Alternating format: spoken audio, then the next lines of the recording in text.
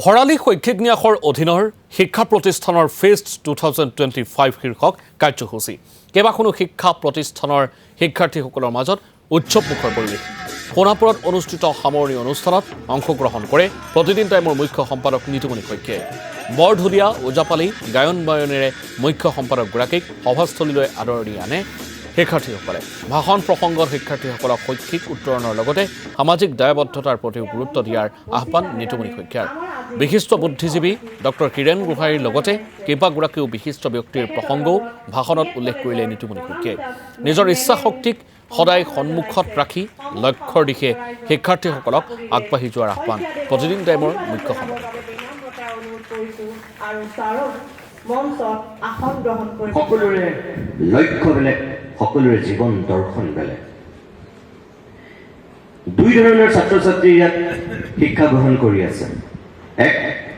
অতি চোকা দুই অলপ কম চোকা মই গাধা বুলি নকওঁ সাধাৰণতে আমাৰ চোকা আৰু গাধা এনেকে কয় কিন্তু মই ভাবোঁ যে নহয় আমাৰ ছাত্ৰ ছাত্ৰীবিলাক সকলো চোকা একাংশ বেছি চোকা আৰু আন একাংশ অলপ কম চোকা আৰু তেওঁলোকৰ মাজত সেই চাৰ্টিফিকেট আৰু মাৰ্কশ্বিট কেন্দ্ৰিক সেই ব্যৱস্থাটোৰ গণ্ডিটোৰ বাহিৰত এনেকুৱা কিছু ছাত্ৰ ছাত্ৰী থাকে কোনোবা চাৰ্টিফিকেট আৰু মাৰ্কশ্বিটত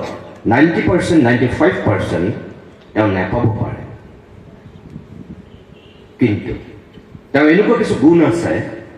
তেওঁ নিজৰ অন্তৰাত্মাত এনেকুৱা কিছু প্ৰতিভা আছে পৰীক্ষাত তেওঁ সেই 90% বা 95% তেওঁ নম্বৰ নাপাব পাৰে কিন্তু বাকীবিলাকত তেওঁ 95-99% পাব পৰা তেওঁ ক'ৰবাত প্ৰতিভা সোমাই থাকে আৰু সেই প্ৰতিভাখিনিক আৱিষ্কাৰ কৰি লৈ যাব যিসকলে জানে তেওঁলোকৰ ভৱিষ্যত সুন্দৰ হ'বই